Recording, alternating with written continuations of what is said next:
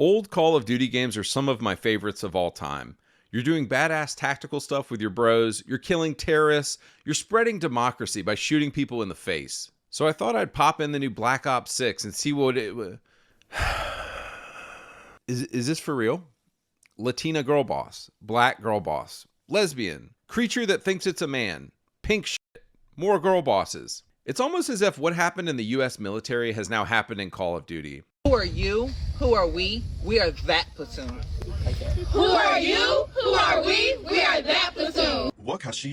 I started learning Chinese so I can at least be an indoor slave. Men, you aren't allowed to have anything anymore. Fat, ugly feminists want to track down everything you enjoy in life and ruin it. And I can tell you right now, nobody who actually looks like this is even playing Call of Duty. I work with women who look like this, and all they do is play Candy Crush and take their pug for a walk. So it turns out Black Ops 6, like the US military, is full of women, pussies, and people with weak arms who are completely incapable of defending our country from enemies, foreign and domestic. What you'll notice if you go back and play the campaigns of COD 3, COD 4, Black Ops, is that they're mostly trying to be realistic. Every platoon and every operation in these games is 100% men. Because of course. Because in real life, it's 100% men always in these kinds of operations. Yes, you have the occasional moment where a bomb blows through a hole in the gulag, making a way for Price to escape on a skyhook in one of those badass moments ever. But outside of the occasional Michael Bay movie moment, the good COD games prior to the space games were realistic. With Call of Duty Black Girl 6, it's like they're not even trying anymore. When a game puts 10 ugly girl bosses in combat roles in a game, it completely ruins any kind of immersion or badass realism I felt about the game. But Angie, there's tons of women in combat roles. Nah, bruh, do some actual research. According to Pacific Standard Magazine and iCasualties.org, of all of the American PMCs who died in Iraq, guess what percentage were women? 1.3%.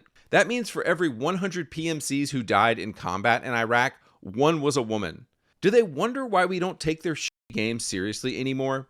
Ready or Not is a game I highly recommend that completely ignores gay-ass politics in its representation of reality. Another random game I was playing last night that rams this garbage into your throat is Sniper Elite 5. Bro, within the first 2 missions of the game, you encounter a black female sniper who's telling you what to do. None of them existed in World War II, by the way. You also encounter a French female sniper. None of those existed either, and she's also bossing you around and telling you what to do. And then every new character you meet is a black guy for a while. And of course, there were tons of black guys who fought in World War II, but the erasure and the denial of white men in this game is truly on another level. If you are a white man, they hate you. They want you erased. They want to deny your history and deny that you were ever involved in anything good. Another question we might ask is why? Why is it disproportionately heterosexual normal men in combat roles worldwide? And that's because it takes balls to breach a door when it's very likely you're getting killed on the other side of that door.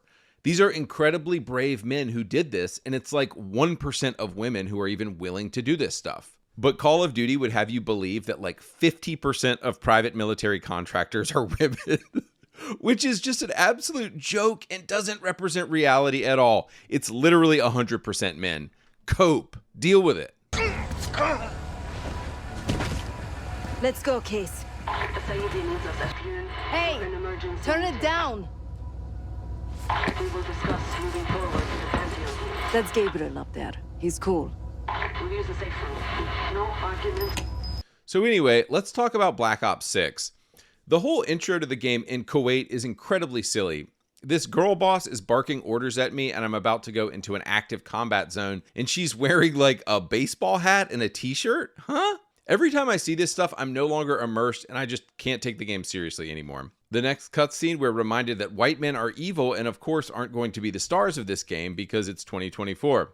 And look, Troy Marshall is a great character. I have no issue per se with him being the focus of the story. It's more because I know too much about Activision and I've been looking through their commitment to diversity and inclusion. And I know that all of this stuff isn't coming from a good place. It's coming from their absolute pure hatred of straight white men. Also, if this dialogue isn't Activision spitting in the face of old Call of Duty fans, I don't know what is. Frank Woods says, "People like me and Adler are the reason we aren't speaking Russian right now." And he's absolutely right. Did they not bring an end to Russian terrorism in this universe in Modern Warfare 1, 2, and 3? But oh, you silly, simple white man. This is Activision preaching a sermon back to you. The character says back to him, "The Cold War is over. You and Russell Adler are the last global gunslingers in a bygone era." In case it wasn't crystal clear, guys, Activision hates us. They hate you. Anybody who loves the old Call of Duty campaigns from 2007, 08, 09, this is Activision mocking and deriding you, and we're still sitting here paying for their game. So in case it wasn't clear yet, this game is absolute dog shit, dog water. If you own it, please return it. Yeah. I feel like Rockstar is doing the same thing right now with GTA. They have a bunch of gays working at their company right now, so they're kind of denying and trying to hide the junk from their old games, but it just makes them look hypocritical. It's like, Activision, Modern Warfare 2009 is one of the most patriotic video games of all time, and now you're mocking patriotism? Explain that energy shift for me, bud. Another thing you'll notice is that pretty much every straight white man in the game is either bad or deficient in some way. Adler is bad, Frank Woods is old and decrepit and confined to a wheelchair, just the way feminists like him. They did this junk in the ultra-woke Wolfenstein 2 as well. For most of the game, the hero from the first game needs to repent and feel sorry for his whiteness, so they cripple him and he is confined to a wheelchair for most of the game. At this point, I was still willing to give this game a shot.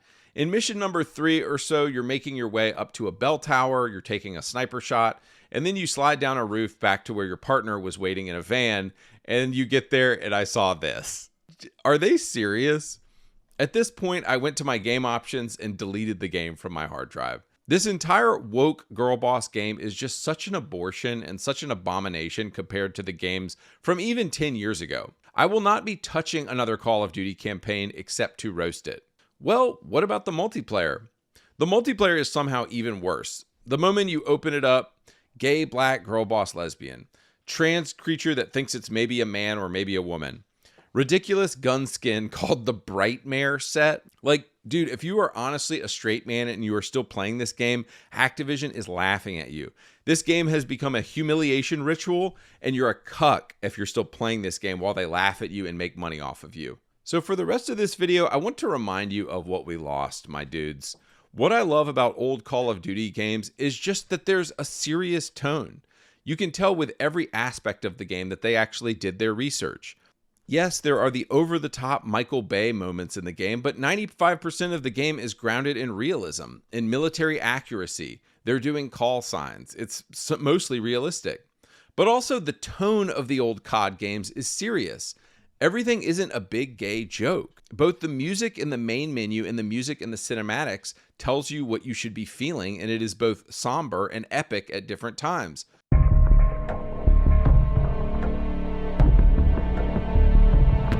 Modern Warfare 2 in 2009 was one of the best-selling and most revolutionary video games of all time, and its campaign is one of the reasons for this. You might notice that Black Ops 6 has added mechanics, but they're just mechanics it is stealing from other games. Like the weapon wheel in Black Ops 6 is just stolen from GTA. The dialogue system is just stolen from Fallout 4. Back in my day, Modern Warfare 2007 was out here inventing mechanics for the first time in a game. I believe it was MW2 in 2009 that first did the breach the door and switch to slow-mo while you slowly take headshots on every dude. And I know that every game does that now, but it was truly a completely unique mechanic that Call of Duty came up with. Another is using the RC car, using the heartbeat sensor. These were all original ideas that COD game designers had. Now what are they doing? They're just stealing junk from other games. So back to the MW2 campaign. I can't think of a single game with more epic set pieces than this game. It's truly about a global conflict happening all at once. The mission cliffhanger opens with you free climbing on an icy peak and ends with you speeding down a mountain on a snowmobile with an Uzi taking out dudes. No Russian is the iconic and controversial mission where you are a terrorist doing a genocide. Act 2, Mission 6 starts with the Russians freaking bombing America, dude. You spend most of the mission inside of an Arby's with a heat-seeking RPG fighting off the Russians. It's of course a little bit fantastical, but it's still grounded in reality. Mission 10 takes you to the freaking gulag to save Price, and the way you get out is one of the most epic scenes in any COD game with a pavlo and a skyhook yanking your entire team through a hole in the building created by a bomb as the building blows up behind you. During Mission 11, the Russians have bombed Washington, D.C., and you're part of the military force on the ground stopping the invasion. The game hits you with somber music as you see the White House and Congress in flames. Infinity Ward, the makers of MW2, actually wanted you to feel something when this happened. A game like this could never be made today because every game studio is full of pussies and degenerates who hate America today.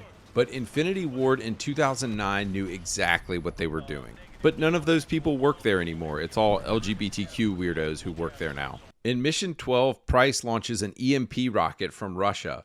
Then you take control of a freaking satellite in space to see the EMP blast go off. The resulting shockwave completely destroys the satellite you're in. Back down in Washington, D.C., any device that uses electricity comes crashing down to Earth, and you need to get to what's left of the White House or the Whiskey Hotel. Then, of course, comes the dramatic betrayal by Commander Shepard, the dude who's been giving you commands and orders the entire game, killing off both Ghost and Soap, main characters of the game. But of course, Soap doesn't actually die. Price comes and saves you, and you guys have the most epic speedboat chase ever, hunting down Shepard. In an epic fistfight between Price and Shepard, you give your betrayer a knife through the skull. Shepard actually has a pretty good reason for why he did all this, though. 5 years ago, I lost 30,000 men in the blink of an eye, and the world just fucking watched. Shepard played the part of the good soldier, and it led to 30,000 of his men dying. So Shepard betrayed his country because he felt like his country betrayed him. It's a classic ending to a war story. While I love how patriotic the old Call of Duty games were from, say, 2003 to 2016, every good war game, of course, has a good betrayal. Truly great art about war always makes you reflect on allegiances and patriotism and the fact that nobody likes war, but it is a necessary part of life. So while I strongly believe in American patriotism, I acknowledge that good filmmaking about war always raises questions about it in a thoughtful way. Alright guys, so just to close this video out, Black Ops 6 is about as gay as our modern military. So yeah, don't play it, don't give these guys your money. Modern Call of Duty is trash. Modern Activision is trash. It's full of pussies, it's full of degenerates and gay weirdos who are making this game. Just go back and play Call of Duty from like 10 years ago, play Ready or Not, play Hell Let Loose. Just play other games. Call of Duty has been trash for like 10 years now. I wouldn't touch this campaign with a 10-foot pole. All right, I'm out.